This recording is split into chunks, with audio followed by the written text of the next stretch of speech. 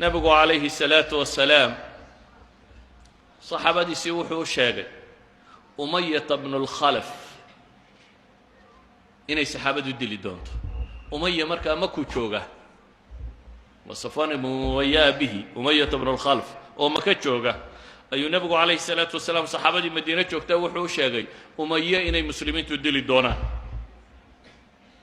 umaya ninkan la yidhaahdo iyo saxaabigii sacd ibnu mucaad la odhan jiray ayaa saaxiib ahaan jiray fii jaahiliyatihim.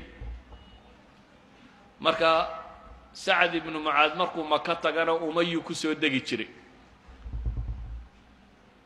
umayata bnu lkhalaf marka uu yimaado madiinana sacad buu ku soo degi jiray.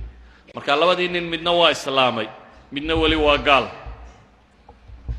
sacad ayaa markaa wuxuu u soo baxay inuu soo cimro tago. markuu soo cimro tegey ee uu yimi magaaladii maka ahayd ayaa waxa uu sheegay abijahal baa arkay. abijahal wuxuu ka cadhooday. sacd ibnu mucaad wuu soo cimro tegay, cimru u yimi, saaxiibkii buu ku soo degay.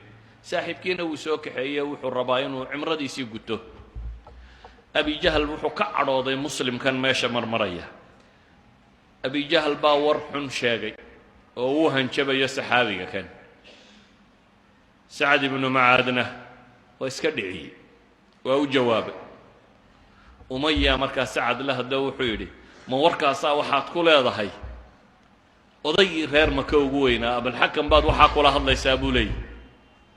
sacad oo cadhaysan oo labadii gaal ay isu raaceen ayaa umaya wuxuu ku yidhi, yaa umaya fawallaahi laqad samictu rasuula اllahi salى اllahu alayh waalih wasalam yaquul inahum qaatiluuk. adigu maxaabaad igala hadli? ilaahay rasuulkiisii baan maqloo sheegay inaanu adiga ku dili doonne, adiga in lagu dili doono nebi maxamed baaban ka hayaa, maxaad ka warramay buu yidhi. umaya markaa wuu naxay, ilan sacdoo maka jooga way abujahli safdhaafee ayaa markuu umaya yidhi odayga sidaa hawla hadlin ayuu umaya u sheegay inay muslimiintu dili doonaan.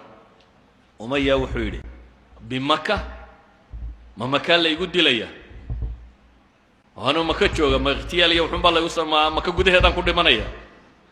qaala sacdun laa adri, ma ogi buu yidhi meesha lagugu dilayo, laakiin nebi moxamed wuxuu ii sheegay calayhi salaatu wasalaam in lagu dilayo. mar hadduu nebigu sheegayna waa lagu dilayaa weeyaan. umayaa naxay, dabeetana haweenaydiisii xaaskiisii buu tegey. wuxuu yidhi, yaa umu safwaan alam tara maa qaala lii sacdu? safwaan hooyadiiye miyaad ogeyn buu leeyay maanta ninkii sacad ahaa wuxuu igu yidhi? oo muxuu ku yidhi bay tidhi?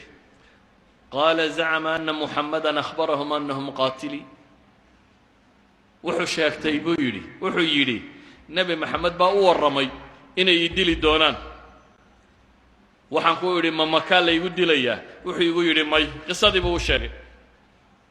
u fiirso gaaladu siday u rumaysnaayeen nebi maxamed warkiisu inuu dhabyey. umayata bnu lkhalaf baa markaa wuxuu yidhi, wallaahi laa ukhriju min maka. muu odhanin makaa lagugu dilayaa soo maaha, ilaahay baan ku dhaartay anigu weligay maka kama baxayo, xaggoodaba ninkii qabta ha dilaan ayuu umaya leeyahy. anigu waxaan iska joogayaa, makaan fadhinaya. maalintii beder markay gaadhay ee warkii soo dhacay ee abijahal soo kacay ee ciidamada ururinayey oo abijahal leeyahay adirkuu ciirakum, war xoolihii baa laynaga dhacay, hala gaadho hala gaadho, ayuu umaya dib isu nabo wuxuu yidhi belaa baxda. waa diiday inuu soo baxo. abijahal baa waxaa la yidhi odayadii waaweyneed ee quraysheed raggii ugu xoolaha badnaa rag ka mid ah ayaan baxaynin. abujahal baa u yimi, wuxuu ku yidhi, ya aba safwaan inaka mataa maa yaraaka annaasu qad takhallaft wa anta sayidu ahli اlwaadi takhallafuu macak. ma maantaad adigu hadhi buu yidhi aba safwaanow, hadday reer quraysheed ku arkaan inaad adigu dagaalba u baxayn oo aad fadhido, dee cidi raaci maysa buu yidhi, cidi dagaal tegi mayso. beder waxaan la tagaa ma jiraan haddaad maanta adigu fadhido. ee dadka ha niyad jebinine soo baxoo soo raac buu abijahal leeyahy. isna warkii baa meel ugu guntanaa, waa lagu dilayaa. warbixi maayo buu yidhi. أبي جهل باو إبليس بوها يحق يحق بكمري أبي جهل وفرعون هذه الأمة النبي محمد كنت المامي عليه الصلاة والسلام أبي جهل با حق يحق بكمري مركي دنبو حيلي أما إذا غلبتني فوالله لا أشترين أجود بعير بمكة مرد هذه حق بدطي وإنام بحاي قصب نغطي أورك أدير غير مكي هدبه جيبيه عن ربابولي مرد هاي بحس نغطي وأي تهينا نرجو الدجال تجينا نقول راعم وينواك الراعية لكن إلى ما قدرت وحن قدم بيدا أورك وقرض بضية غير مكة أيان قاضنا إياه هواني دي وقبوت وقوح لهم الصفواني جهزيني نابلي دياري وبحياي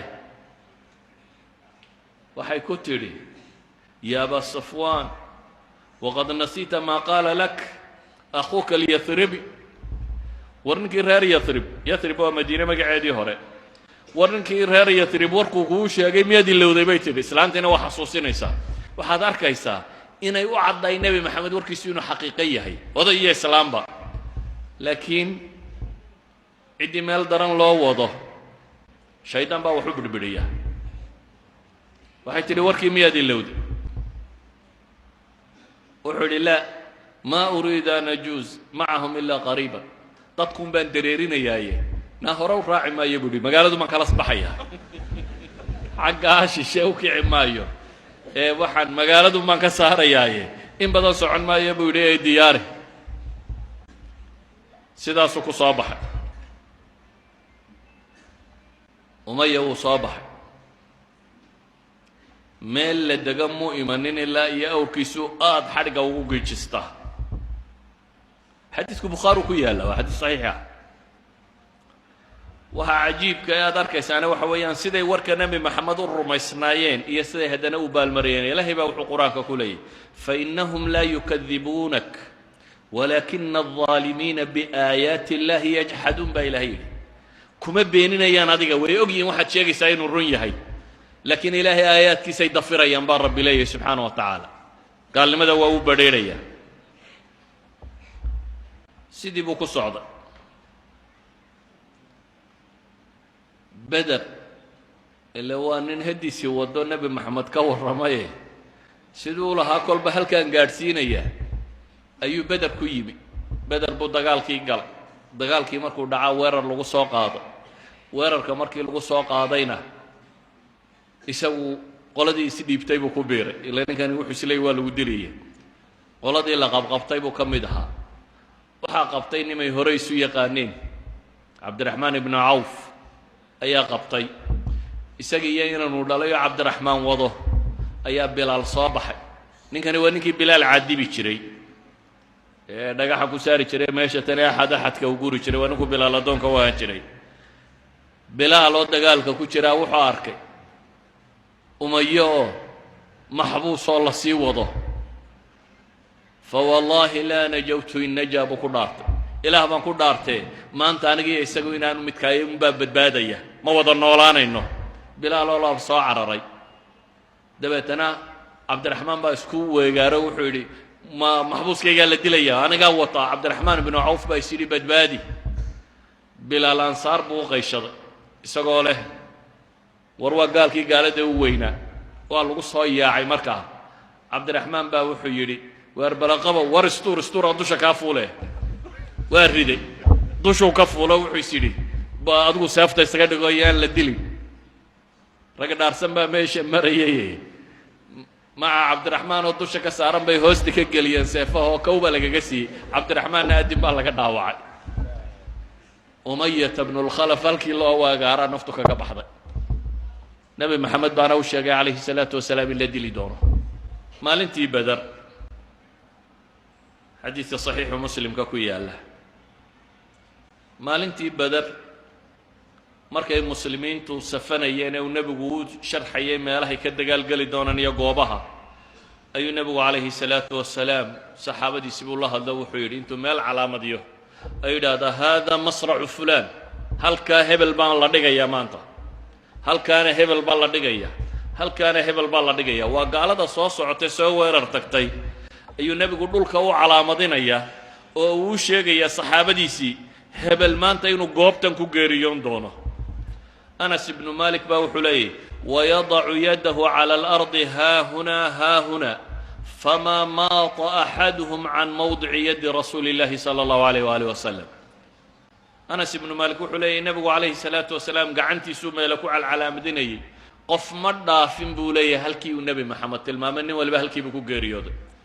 cumar baa isna wuxuu leeyahy xadiid kale saxiixu muslim ku yaalla fawاladii bacatahu biاlxaq ma akhطأu اlxuduud alatii xadda rasuulu اllahi salى اllahu alayh waalih wasalam.